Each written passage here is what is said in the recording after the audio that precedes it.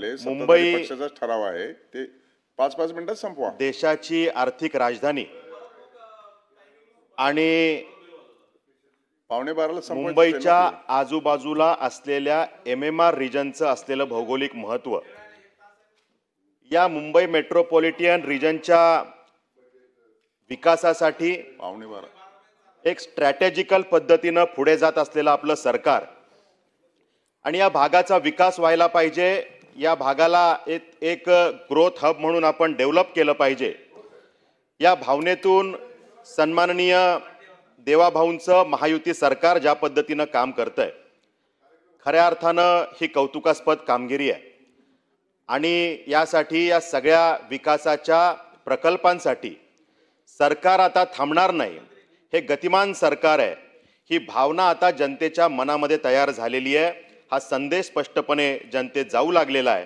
आणि त्यामुळे या महाराष्ट्रातल्या आपल्या महायुती सरकारचं मी अभिनंदन करतो।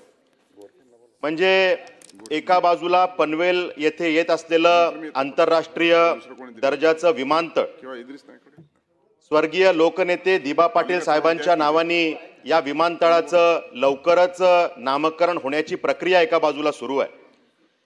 या विमानतळाच्या माध्यमातून या संपूर्ण भागाचा होत असलेला विकास, या विमानतळाच्या अनुषंगानं अटल सेतूच्या माध्यमातून त्याला दिली गेलेली कनेक्टिव्हिटी आणि मुंबईपासून काही तासांचं असलेलं अंतर आता काही मिनिटांवरती आणण्याचा सरकारचा झालेला हा प्रयत्न, त्याचबरोबरीनं एअरपोर्टच्या 20 किलोमीटर रेडियसमध्ये एक सुसज्ज नियोजनबद्ध शहर असावं हा दृष्टिकोन डोळ्यासमोर ठेवून नैनासारखा साकारला जात असलेला प्रकल्प, आपलं परकीय चलन वाढलं पाहिजे, एक्सपोर्ट वाढलं पाहिजे, यासाठी JNPT सारखं एक महत्त्वाचं बंदर काम करतच होतं, पण आता त्यात भर टाकून वाढवण सारखं जगाच्या पटलावरती पहिल्या 10 मध्ये असणारं एक बंदर त्या ठिकाणी उदयाला येतंय आणि त्याचबरोबरीनं या सगळ्या MMR रिजनला समृद्धी महामार्गाच्या माध्यमातून दिली जाणारी कनेक्टिव्हिटी, हे सगळे प्रकल्प केवळ आणि केवळ अभिमानास्पद आहेत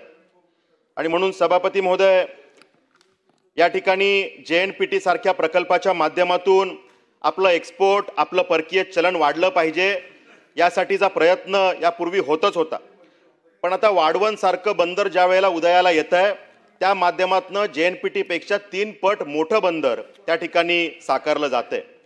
म्हणजे पालघर जिल्हा आपण जर बघितलं तर जिल्हा वेगळा होण्यापूर्वीपासून दुर्लक्षित असलेला हा भाग, तिथल्या युवांच्या विकासासाठी काहीतरी केलं पाहिजे, कदाचित पूर्वी हे कोणाला वाटलं नव्हतं, त्या ठिकाणी जिल्हा वेगळा झाला पण त्यानंतर सुद्धा या भागाच्या विकासासाठी काही वेगळं केलं गेलं नव्हतं, कुठले प्रकल्प आणले गेले नव्हते, पण आता जेव्हा वाढवण बंदर या ठिकाणी साकारलं जातंय त्या माध्यमातून इथल्या लाखो युवांना रोजगाराची संधी आता उपलब्ध होणार आहे।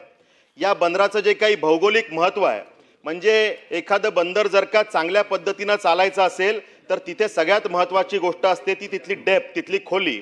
या वाढवण बंदराची विशेषता काही असेल तर 20 मीटर खोली असलेलं हे बंदर त्या ठिकाणी साकारलं जातंय आणि त्यामुळे एकंदरीत जागतिक जे काही दळणवळण समुद्र मार्गाने राहणार आहे त्यामधलं अंतर कमी करण्याचं काम आणि वाहतुकीचा खर्च कमी करण्याचं काम या बंदराच्या माध्यमातून होणार आहे आणि त्यामुळे संपूर्ण MMR रिजनच्या विकासासाठी एक टर्निंग पॉइंट असणारं हे बंदर त्या ठिकाणी ठरणार आहे आणि त्यामुळे ज्या पद्धतीने ह्या भागातल्या युवांच्या कल्याणासाठी, आमच्या माता भगिनींच्या चेहऱ्यावर हास्य उमलवण्यासाठी वाढवण बंदर एक चांगली कामगिरी करतंय आणि त्यामुळे या सरकारचं मी मनापासून अभिनंदन करतो। या ठिकाणी पनवेल भागामध्ये एअरपोर्टच्या अनुषंगाने येत असलेला एक नैना प्रकल्प की जो खऱ्या अर्थाने एक महत्त्वाकांक्षी प्रकल्प आहे, ज्या माध्यमातून एक सुसज्ज शहर साकारण्याचं स्वप्न मुख्यमंत्री देवेंद्र फडणवीस साहेबांनी आणि महायुती सरकारच्या आमच्या सगळ्या नेतृत्वाने बघितलं आणि त्या ठिकाणी विक्रमी वेळेमध्ये पहिल्या TPSला मान्यता देण्याचं काम सुद्धा फडणवीस साहेबांनी त्या पूर्वीच्या सरकारमध्ये केलं। त्यानंतर ज्या पद्धतीने ह्या सगळ्या प्रकल्पाला सुरुवात झाली, मधल्या काळामध्ये सिडकोच्या अधिकाऱ्यांची उदासीन मानसिकता आणि त्यामुळे हा प्रकल्प रखडला गेला, पण मागच्या अधिवेशनामध्ये या विषयामध्ये लक्षवेधीच्या माध्यमातून चर्चा घडवून आणण्याचा मी प्रयत्न केला। नक्की शेतकऱ्यांचे प्रश्न काय, नक्की ग्रामस्थांच्या भावना काय आणि सिडको आणि त्या ठिकाणी शेतकऱ्यांमधला समन्वयाचा अभाव कसा आहे तो समन्वय वाढवला, शेतकऱ्यांचा विश्वास जर आपण जिंकू शकलो तर हा प्रकल्प पुढे जाऊ शकतो.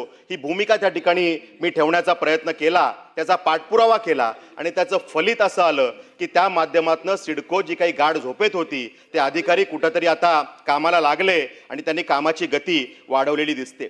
म्हणजे ह्यातला जो कळीचा मुद्दा होता की शेतकऱ्यांचा विश्वास आपण जिंकू शकत नव्हतो, त्या ठिकाणी जे काही प्लॅनिंग झालं होतं, त्या ठिकाणी मॅपिंग झालं होतं, ते ड्रोन सर्वेच्या माध्यमातून झालं होतं, प्रत्यक्ष जागेवर जाऊन सर्वे झाला नव्हता.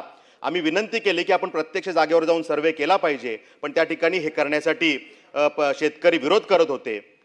आणि मग यामध्ये जेव्हा एक प्रयत्न झाला, नांदगाव आणि देवत या 2 गावांमध्ये प्रत्यक्ष सर्वेचा प्रयत्न त्या ठिकाणी सिडकोच्या माध्यमातून झाला आणि त्याची परिणिती अशी झाली की 100 बांधकामांपैकी 90 पेक्षा जास्त बांधकामं ही संरक्षित करण्यामध्ये आता सिडकोला यश आलेलं आहे.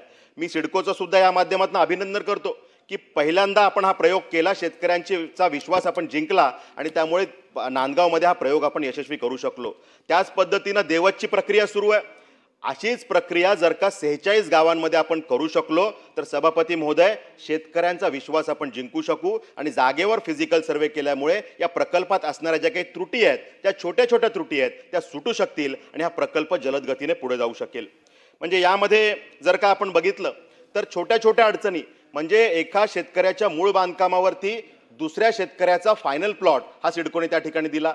कसे काय शेतकरी ॲक्सेप्ट करतील, हे मान्य होणारी गोष्ट नाहीये, म्हणून शेतकऱ्यांचा विरोध होता. त्या ठिकाणी जर का एखाद्या शेतकऱ्याचं बांधकाम आहे त्याच्यावरती ॲम्युनिटी स्पेसेस, EWSचे आरक्षण, ओपन स्पेसेस ही आरक्षणं सिडकोने टाकून ठेवली. कसं काय मान्य होईल, हा विषय सोडवला पाहिजे. त्यामुळे त्याच्यामध्ये आम्ही त्या ठिकाणी पाठपुरावा करतोय.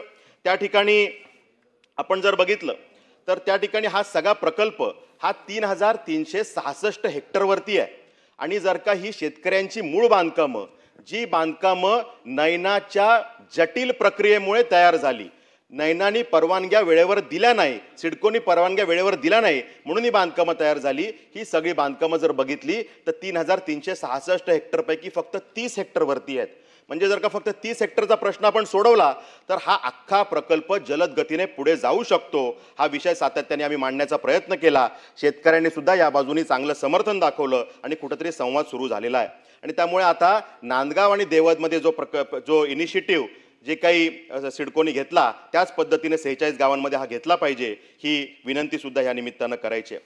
आणि त्यामुळे या ठिकाणी आपण बघितलं की सभापती महोदय, यामध्ये जे काही मूळ बांधकाम आहेत, TPS मधून वगळलेला जो भाग आहे त्याच्यामध्ये सुद्धा त्या ठिकाणी जी काही बांधकामं आहेत तिथे त्या बांधकामांना रेग्युलराइज करण्यासाठी UDCPRच्या नियमांमधल्या कंजेस्टेड एरियासाठीच्या जर का आपण तरतुदी वापरल्या तर ही बांधकामं सुद्धा रेग्युलराइज होऊ शकतील.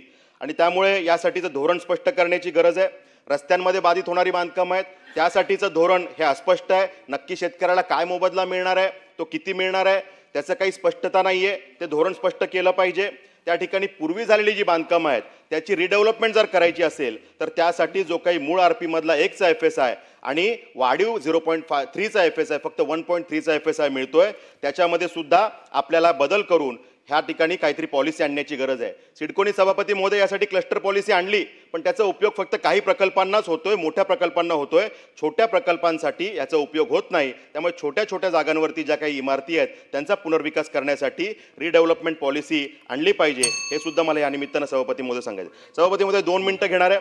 शेतकऱ्यांच्या ज्या काही जागा आहेत ते सिडको घेत आहे, पण त्यांना कुठलीच कागदपत्र देत नाही. तुमची कुठली जागा गेली, नवीन प्लॉट कुठे मिळणार हे त्या ठिकाणी सांगण्यात येत नाहीये. आणि त्यामुळे ज्या पद्धतीने एअरपोर्टच्या कामामध्ये त्यांना त्या ठिकाणी पूर्ण फाईल दिली गेली, त्यांचे निवाडे कसे झाले, सभापती शेवटची 2 मिनिटं, तर ह्यामध्ये त्याची एक फाईल, त्याचे 7/12, त्याचा B फॉर्म, त्याची क प्रत, याची एक जर फाईल त्या शेतकऱ्याला दिली तर शेतकऱ्यांमध्ये कुठेतरी आनंदाचं वातावरण तयार होईल आणि त्या ठिकाणी हे सगळे लोक त्यात मदत करू शकतील. या भागातल्या घरांचं जे काही रजिस्ट्रेशन बंद आहे, हा जिव्हाळ्याचा प्रश्न आहे सभापती महोदय, की अनेक वर्ष या ठिकाणी त्या घरांचं रजिस्ट्रेशन होत नाहीये. गोरगरीब जनता त्यात अडकलेली आहे.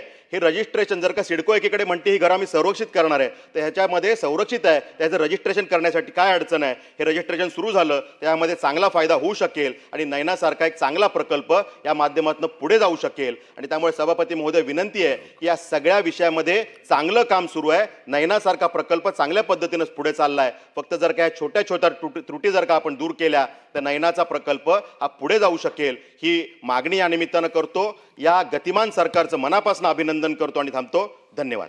लेटेस्ट अपडेट्स और ताजा तरीन खबरों के लिए TV1 इंडिया लाइव को सब्सक्राइब कीजिए और नोटिफिकेशन पाने के लिए बेल आइकॉन को दबाना मत भूलिए.